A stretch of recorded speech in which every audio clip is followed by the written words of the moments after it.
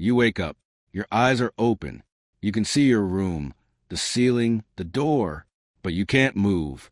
Not your arms, not your legs, not even your fingers. And then you realize you're not alone. Something is sitting on your chest.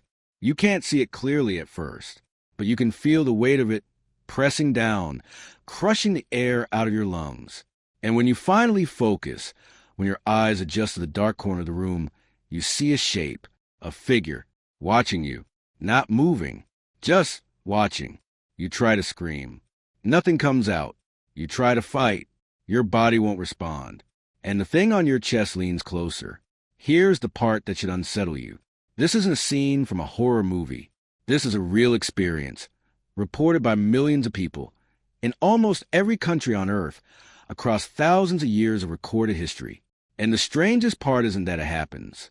It's that it happens the same way, to people who have never spoken to each other, never read the same books, never shared the same culture, language, or religion. A farmer in rural Japan describes it. A grandmother in Newfoundland describes it. A teenager in Nigeria describes it. A monk in medieval Europe wrote about it 700 years ago. And when you line up their descriptions side by side, they're almost identical.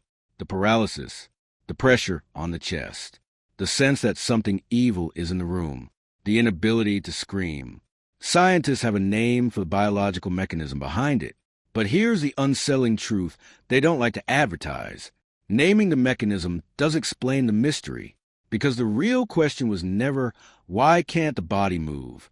The real question is this: why does the brain, completely independent of culture, language, or geography, keep inventing the exact same monster?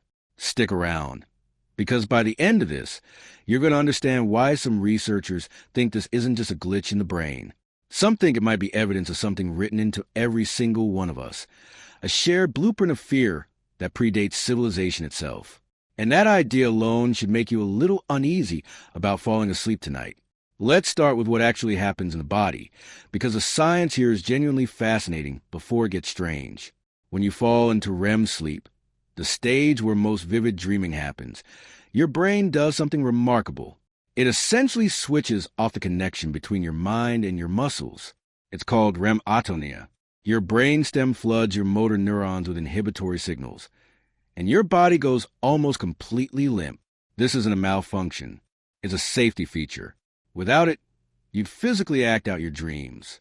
You'd thrash, run, fight, maybe hurt yourself or someone next to you. Normally, this system is perfectly timed. You fall asleep, your body locks down, you dream, and by the time you wake up, the lock releases right on schedule. Mind and body wake up together. But sometimes the timing fails. Sometimes you wake up, your conscious mind switches back on, your eyes open. You can see the room around you. But the paralysis hasn't lifted yet. Your body is still locked in sleep mode while your brain is very much awake. And that mismatch, that narrow window where you're conscious but frozen, is what scientists call sleep paralysis. On its own, that's already terrifying. Imagine being fully aware, fully alert, and completely unable to move a single muscle. But here's where it goes from unsettling glitch to genuine scientific mystery. Because paralysis alone doesn't explain the hallucinations. It doesn't explain why, over and over again, across cultures with zero contact with each other, people report the exact same intruder. Let's look at the pattern, because once you see it laid out, it's hard to unsee. In Newfoundland, Canada, they call it the Old Hag. Locals describe waking up paralyzed with an old woman sitting on their chest, pressing the air out of them, sometimes accompanied by a feeling of pure dread that something evil is present in the room. In Japan, it's called Kanashibari, which roughly translates to bound in metal. The sensation is described almost identically. Waking paralyzed, sensing a presence, feeling crushed. In Brazil, there's a pisadera, an old woman with long fingernails said to stand on the chests of people who sleep on a full stomach, immobilizing them in their sleep. In parts of Middle East and North Africa, the experience is often attributed to jinn, spiritual entities said to sit on a sleeper's chest and hold them down while they try desperately to move or cry out. In Scandinavian folklore, there's a Mara, a spirit said to ride on the chest of sleepers. And this word is actually where we get the English word nightmare. Not bad dream, literally, mare on your chest, in part to West Africa. Some describe it as being visited by an ancestral spirit or a witch, again with the same core symptoms. Paralysis, chest pressure, a malevolent presence. In medieval Europe, physicians and clergy documented what they called the Incubus, a demon believed to sit on sleepers at night, and this is where the artistic tradition really solidifies. In 1781, the painter Henry Fuseli created a piece literally titled The Nightmare, showing a grotesque imp crouched on the chest of a sleeping woman, with a ghostly horse peering through the curtains behind her. That painting became one of the most recognizable images in art history, and it was inspired by descriptions people were giving of a very real, very consistent nighttime experience. Different names, different centuries, different continents, different religions, and yet the core experience barely changes. Paralysis, pressure on the chest, a humanoid or animal presence, a feeling of dread so intense that people describe it as the most frightening moment of their entire life. So here's the question that should be bothering you right now. If this is just a random neurological glitch, why does a hallucination follow such a specific, repeatable script? Why doesn't one person see a giant spider, another see a burning building, another see nothing at all?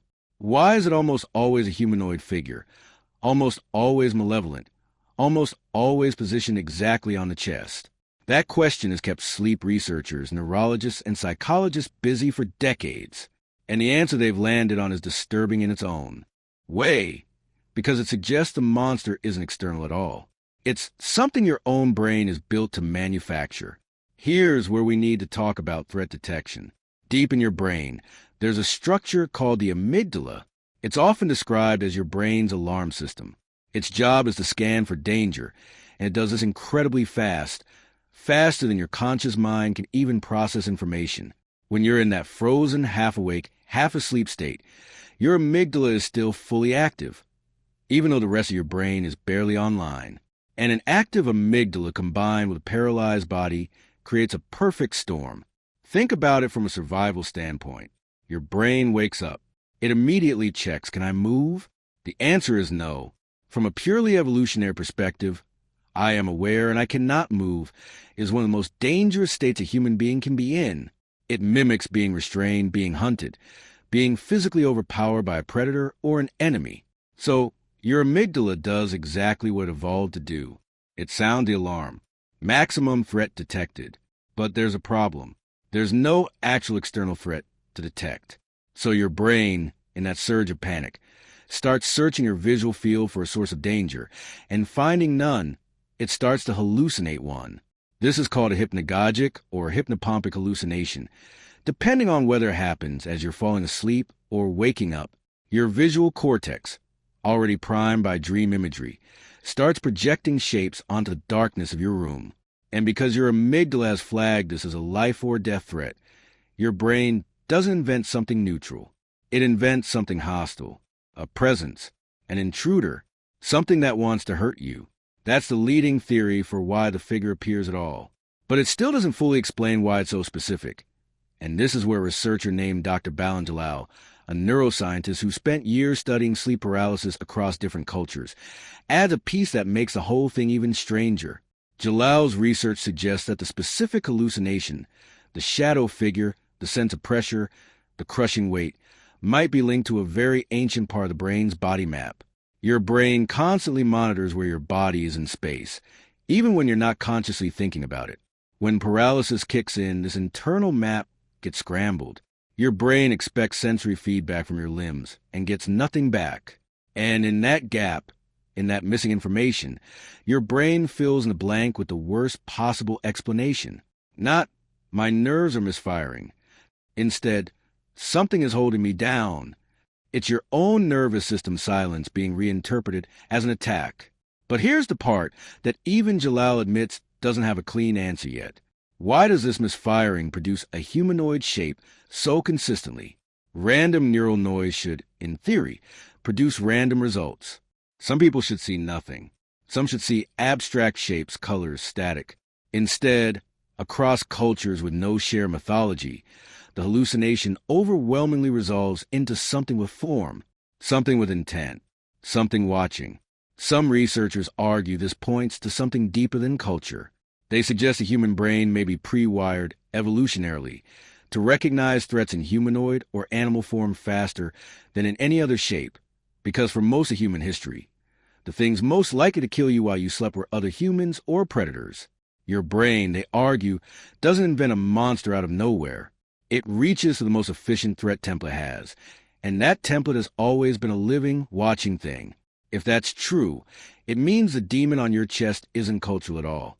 It's not the Old Hag or the Jinn or the Incubus, dressed differently by different societies. It means every culture on Earth, independently, stumbled onto a description of the exact same underlying hallucination, because it's not something we learned. It's something we're born with the capacity to generate. That alone should give you chills. But we're not done, because there's a part of this mystery that gets even stranger, and it has to do with something researchers weren't expecting to find at all. When scientists started collecting detailed accounts from sleep paralysis experiencers around the world, they noticed something odd.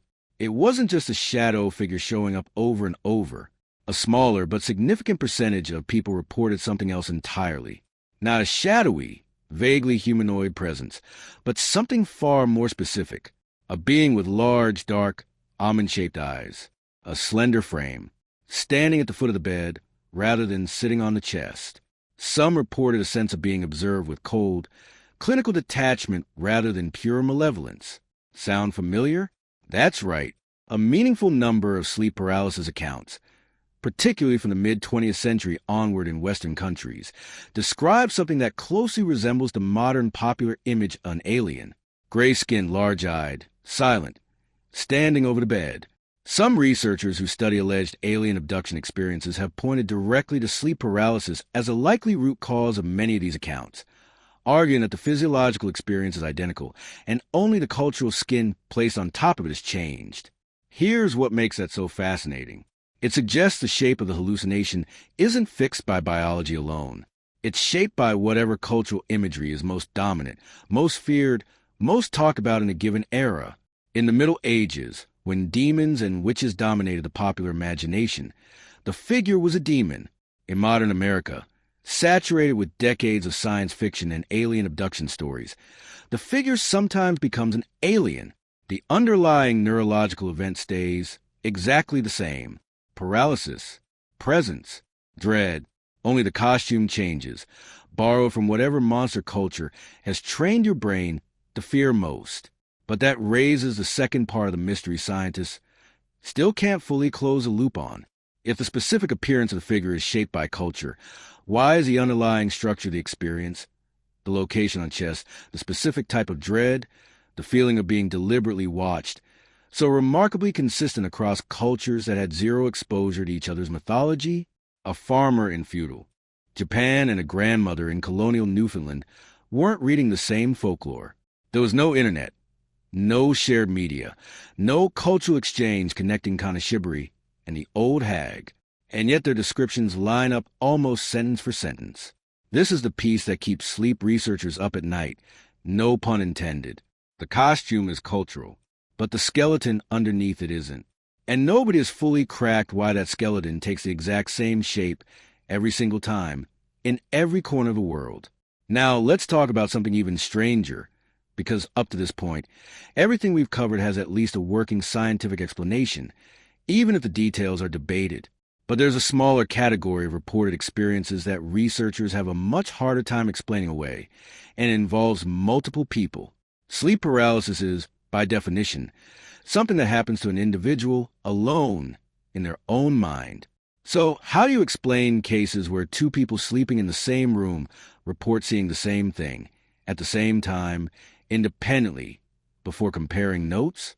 There are documented cases collected by sleep researchers interviewing couples and roommates where one person experiences classic sleep paralysis, wakes their partner in a panic, and the partner, who is fully awake and not in a paralyzed state at all, reports also sensing an overwhelming feeling of dread in the room, sometimes even reporting a fleeting visual impression of shadow or shape near the bed, despite having no history of sleep paralysis themselves.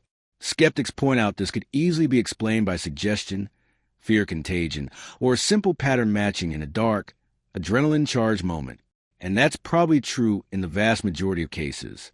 But researchers who collected dozens of these accounts note that the described details, the position of the figure, the direction it was facing, sometimes even matched between the two people before they'd had a chance to discuss it.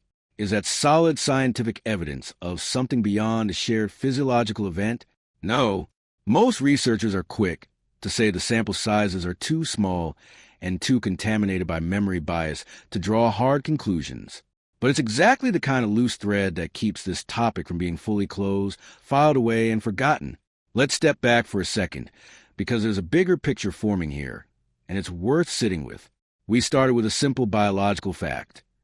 Your body paralyzes itself during REM sleep to stop you from acting out dreams, and sometimes that system misfires, leaving you awake but frozen. That part, science has nailed down with real confidence. But layered on top of that mechanism is something far less understood. A hallucination that isn't random. A hallucination that, across every culture, every era, and every belief system humans have ever built, keeps returning to the same core elements. A watching presence, a crushing weight, an overwhelming, specific sense of malevolent intent.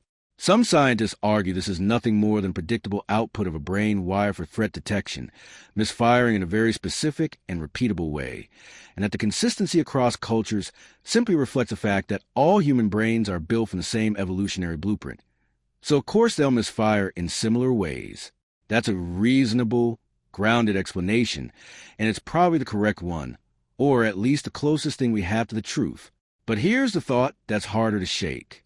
If the human brain really can independently generate the exact same monster in the exact same position, produce an exact same emotional response in millions of people who have never met, never spoken the same language, and never shared the same stories, then in some very real sense, we are all carrying around the blueprint for the same nightmare.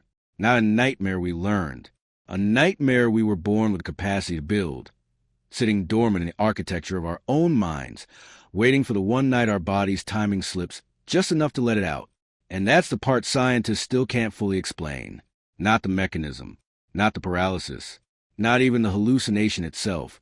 In isolation, what they can't explain is why, out of the infinite number of things a malfunctioning, dreaming brain could show you, it keeps choosing the same thing over and over again in every culture, in every century, in every corner of this planet. A silent figure, sitting on your chest, watching you try to move, and waiting for you to notice it's there. So tonight, when you're lying in bed, right on the edge of sleep, and you feel that strange, heavy stillness settle over the room, you might want to keep your eyes closed a little longer than usual. Because if the pattern holds, if thousands of years of nearly identical accounts mean anything at all, you won't be imagining something new. You'll be seeing exactly what every human before you has seen, in that same frozen, wide-awake moment, when the body sleeps and the mind doesn't. The same visitor, the same silence, the same eyes, waiting to see if this time you notice it before it notices you're awake.